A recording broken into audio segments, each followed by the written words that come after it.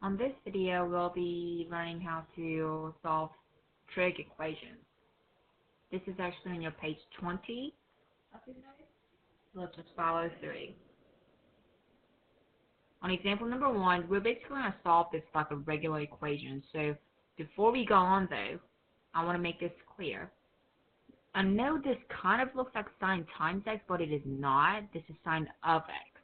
So this entire thing is stuck together, and you cannot separate this unless you do inverse with it, okay? So now I made that clear. I'm isolating sine of x. So I'm going to add 1 on both sides. And that leaves me with 2 sine of x equal 1. And then I'm going to divide both sides by 2. And that is going to leave me with sine of x equal 1 over 2. Now this question is asking you, where in your unit circle is your sine, which is your y, going to equal 1 over 2? And we worked on this on last unit, so if you're still not very comfortable with it, I suggest that you watch those videos to get better at these things.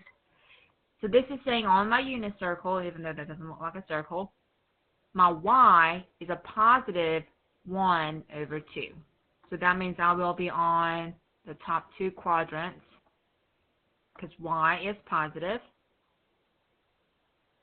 And now, remember the little shortcuts that we had that you guys try to remember? If you don't know that this means y is 1, so it's short, so it's going to be over 6, you need to just go ahead and write your little cheat sheet down on the side. So if it's over 6, over 3, this one will start with 3 and 1 over 2, and it'll be 1 over 2 and root 3 over 2. So go ahead and write this down so that you know which one goes with what. However, if you're, I hope that you guys are familiar with this now, that I don't have to go over it again.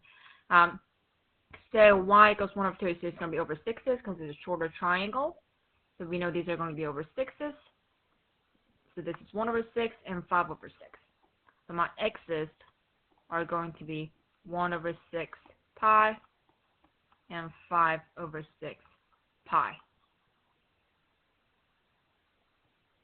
Alright, now let's practice some more. Let's go to example number 2. Likewise, on our example number 2, I'm isolating sine.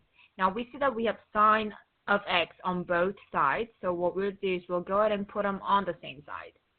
So I'm going to subtract sine x on both sides. And know that you can solve this in any other way possible, so you could have added sine on both sides as well.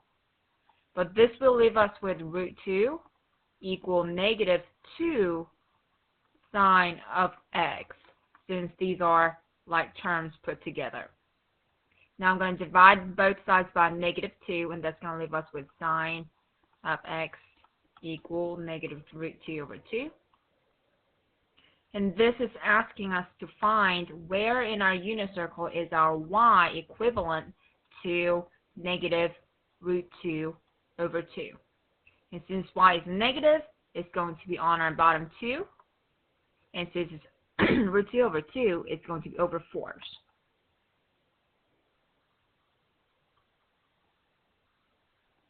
So my x's are going to be 5 over 4 pi and 7 over 4 pi.